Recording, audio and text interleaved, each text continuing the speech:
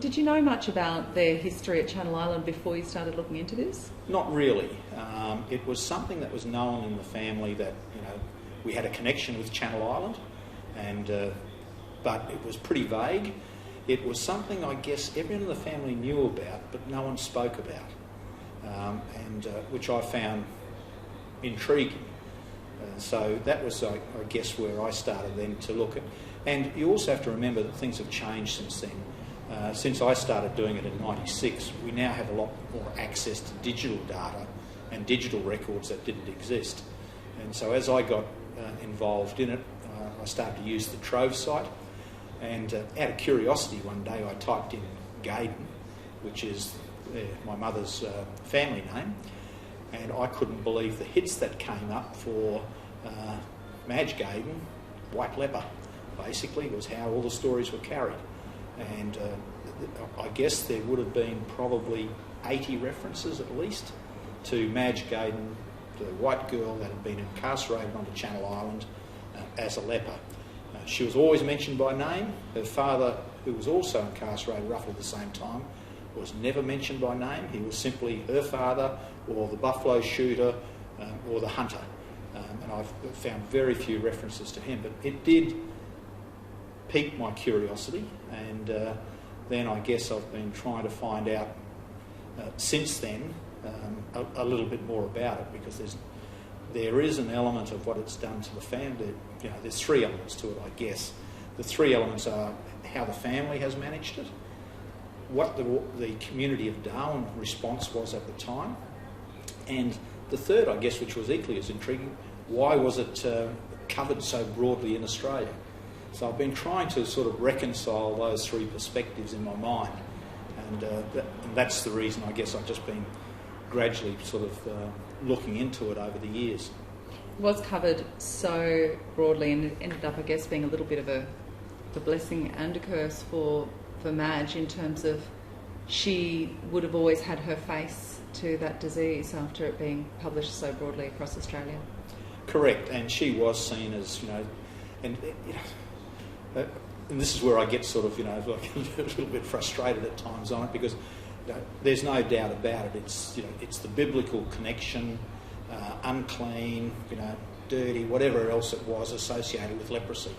And here's this white girl, and Madge was a very attractive young lady. Make no mistake about that. A very attractive young lady who was smart. There's some. She used to top the class at a school. She was at boarding school for a number of years in Darwin. And so, you've got a smart, articulate young lady struck down with a disease that has these connotations associated with it. So, when you look at that, it's, it wasn't fair on her, certainly not fair on the family, and certainly I think it led to, certainly within the family, a perspective that there is a stigma attached to it, and it's not something we talk about. So still to this day? Still to this day. They're long-time impacts, given it was 60 years ago that Channel Island closed. Yep. Well, we're almost, it's 60 years ago. It was 70 years ago since it immediately struck the family. And this is still the perspective of what it meant. And in some ways I can understand the town response, because Darwin at the time, to put it into perspective, when they were incarcerated, the town was probably 2,000 or 3,000 people.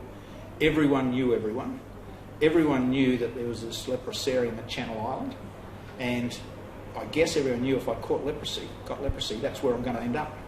So from their point of view, it was probably self-preservation to a certain extent.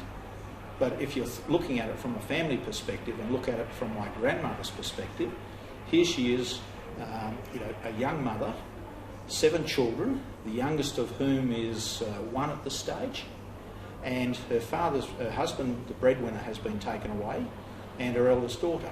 So she's now left with 6 children essentially to raise, no husband, and no visible means of support. So, when you look at it from her perspective, you can understand that there's, you're less than happy with the world, if I could put it that way. And the family home was dealt with fairly swiftly. Well, the traditional response to the family home, or to the treatment of leprosy, was to destroy anything that had been in touch because it was still believed at that time that it was a touching disease. So you dealt with everything. So the family at that stage were actually living at Grove Hill, which is just out of Pine Creek. So that house was destroyed, burnt, and my grandfather ended up at Channel Island. My auntie, who was at boarding school at the time, was also tested along with the rest of the family. She was the only other one to test positive. They removed her from the boarding school and also put her on Channel Island. So at that stage, my grandmother made the decision that they needed to move to Darwin with the kids. They were given a house by effectively the administrator of the day at Salonika, which is, the house was situated about where St John's is now, the second part of St John's. And that was the family home that I recall visiting as a very young lad in the early 1960s. So that became the family home. It certainly wasn't a palace, but it was home. And again, I think it's a perspective thing. My grandmother had been raising children in buffalo camps all across the top end for years. So anything that had a concrete floor and a fixed roof, in her mind, was probably pretty good accommodation.